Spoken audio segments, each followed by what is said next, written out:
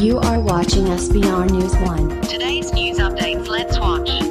السلام علیکم ورحمۃ اللہ وبرکاتہ. الحمدللہ رب العالمین والصلاة والسلام علی سید الانبیاء والمرسلین وعلی آلہ واصحابہ الطیبین الطاہرین. اما بعد فاعوذ باللہ من الشیطان الرجیم. بسم اللہ الرحمن الرحیم.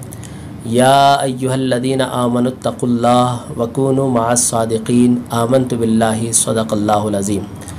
لی خمسۃ اطفی بہا حر الوباء الحاتمہ المصطفیٰ والمرتضیٰ وابناہما والفاطمہ. میرے پیارے آقا صلی اللہ تعالیٰ علیہ وسلم کے پیارے دیوانوں، محترم ناظرین، درود پاک کی نظریں پیش کر لیں. اللہم صلی علی سیدنا مولانا محمد معدن الجود والکرم آل الکرام اجمعین. صلاۃ و سلام علیک یا رسول اللہ صلی اللہ علیہ وسلم. آج کچھ ضروری بات آپ تک پہنچانے کے لیے میں فقیر محمد عظمت اللہ رضوی، خطیب و امام مسجد غریب نواز و خادم سنی دعوت اسلامی بنگلور، کچھ سوالات آئے تھے جس میں یہ پوچھا گیا کہ 11ویں شریف کیوں کرتے ہیں، ایصال ثواب کا طریقہ کیا ہے، فاتحہ کرتے ہیں تو کس طریقے سے کرنا چاہیے، بند 11ویں کے بارے میں یا کھلی 11ویں کے بارے میں بھی یہ بھی ایک سوال آیا ہے. ساری چیزوں کو انشاءاللہ مختصر وقت میں ہم آپ کے سامنے وضاحت کر دیتے ہیں. سب سے پہلے ایصال ثواب جو ہم کرتے ہیں، چاہے وہ کسی بھی بزرگ کا ہو، چاہے آپ حضور اکرم صلی اللہ علیہ وسلم کی بارگاہ میں دیگر انبیاء اکرام اور تمام اولیاء کاملین صحابہ اکرام اور قیامت تک آنے والے مومنین مومنات کی بارگاہ میں بھی آپ ایصال ثواب کریں، سب کا طریقہ ایک ہی ہے. کس طریقے سے کیا جائے؟ دیکھیے، حدیث پاک میں آپ کو سناؤں، جس کھانے پر اللہ کا نام لیا جائے، یعنی بسم اللہ الرحمن الرحیم پڑھ کر جس کھانے کو کھایا جائے اس کھانے کو شیطان نہیں کھاتا.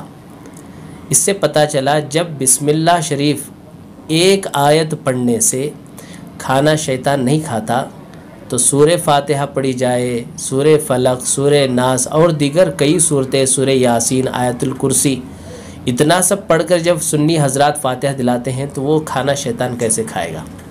اس سے اندازہ ہو سکتا ہے کہ جو لوگ یہ کہتے ہیں کہ ہم فاتحہ کا نہیں کھاتے، وہ اس حدیث پاک کی روشنی میں سوچیں کہ وہ کیا ہے. جب ایک بسم اللہ پڑھنے سے شیطان نہیں کھاتا تو قرآن پاک کی کئی متعدد آیتیں پڑھنے سے شیطان کیسے کھا سکتا ہے؟ اس سے ان انسانوں کو سبق حاصل کرنا چاہیے، پہلی چیز. دوسری چیز یہ ہے کہ ایصال ثواب کا طریقہ کوئی زیادہ بھاری نہیں ہے، لوگ جسے کمپلیکیٹ کر دیتے ہیں. ہاں، پاک و صاف ہو جائیے، نمازوں کی پابندی کے ساتھ فاتحہ کرنا یہ مستحب کام ہے. سب سے پہلے فرائض کی پابندی ہو، نمازوں کی پابندی کا خیال رکھیں، اس کے ساتھ ساتھ ہم کو فاتحہ بھی کرنا ہے. ایک طرف ہم نماز پڑھیں، دوسری طرف بزرگوں کی نیاز بھی کریں. انشاءاللہ نسبت کا بڑا فائدہ ہوتا ہے. دنیا میں کسی M L A, C M اور ایم پی اور کسی عہدیدار سے اگر نسبت ہو جاتی ہے تو ہمارا کام بن جاتا ہے، کام آسان ہو جاتا ہے. فلاں جگہ چلے جاؤ، وہ میرا دوست ہے، ایم پی ہے، وہ فلاں AIS آفیسر میرا دوست ہے. تو دنیا کی نسبت سے جب کام بن جاتا ہے، جو اللہ کے دوست ہے تو یقیناً ان کی دوستی سے بھی ہمارا کام بن جاتا ہے. دوسری چیز. تیسری چیز یہ ہے، ایصال ثواب کا آسان طریقہ یہ ہے کہ آپ کو جو صورتیں یاد ہو وہ آپ قرآن پاک کی صورتیں پڑھیں. سورہ فاتحہ تو سب کو یاد ہے، سورہ اخلاص، سورہ قل هو اللہ شریف، یہ سب کو یاد ہے. بس یہی پڑھ کر کے آپ یہ کہہ دیں کہ اللہ جو کچھ میں نے پڑھا تیری بارگاہ میں پیش کرتا ہوں، تیرے حبیب علیہ السلام کی بارگاہ میں پیش کرتا ہوں، تمام انبیاء، صدیقین، شہداء، صالحین، بالخصوص 11ویں شریف ہے تو غوث پاک کی بارگاہ میں پیش کرتا ہوں، اور اگر چھٹی کر رہے ہیں تو کہیں غریب نواز کی بارگاہ میں پیش کر رہا ہوں.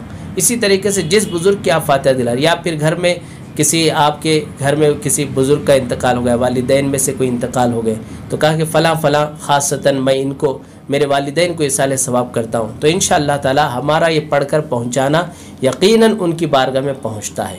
جو لوگ کہتے ہیں کہ نہیں پہنچتا تو پھر قرآن پاک کی یہ آیت کیوں ہے؟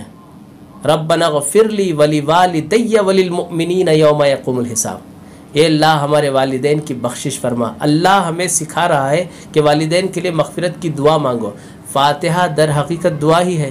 جب اللہ خود فرما رہا ہے کہ تم اپنے والدین کے لیے ربنا غفر لی ولی والدیہ کہہ کر دعا کرو، تو ہمیں قرآن سے ہی ایصال ثواب کا ثبوت مل رہا ہے۔ جو لوگ کہتے ہیں کہ فاتحہ دلانا کا یہ یہیں سے ثابت ہے کہ ہم اپنے والدین کے لیے جب ایصال ثواب کر سکتے ہیں، جو ہمارے والدین ہیں اور جو بزرگوں کے والدین ہیں، جو خود بزرگ ہیں، ان کی بارگاہ میں بھی اسی طریقے سے آپ ایصال ثواب پیش کر سکتے ہیں۔ آپ اب یہ بھی نہیں کہ میرے پاس لاکھوں روپیہ ہو، ہزاروں روپیہ ہو تبھی میں فاتحہ کروں، نہیں، آپ کے پاس جو کچھ ہے، پانی ہے، شکر ہے، رکھ کر کے فاتحہ دے دیجئے۔ بزرگوں کو آپ کے کھانے کی حاجت نہیں ہے اور نہ ہمارے پڑھنے کی حاجت ہے، انہوں نے بہت کچھ امت کے لیے خدمتیں کی ہیں۔ ہم اگر پڑھتے ہیں تو ہمیں اس کا فائدہ پہنچتا ہے۔ جو دنیا میں ان کی بارگاہ میں ایصال ثواب کرتے، نظر و نیاز کرتے، یقیناً ان کو فائدہ پہنچتا ہے۔ پرانے زمانے سے ایک رواج چلا رہا ہے کہ بند مٹھی کی فاتحہ، بند مٹھی کی والی 11ویں اور کھلی 11ویں اس کو بولتے ہیں۔ میں نے اپنے بزرگوں سے بھی اور ہمارے پرانے جو بوڑھے حضرات ہیں ان سے یہ سنا ہے، بند مٹھی والی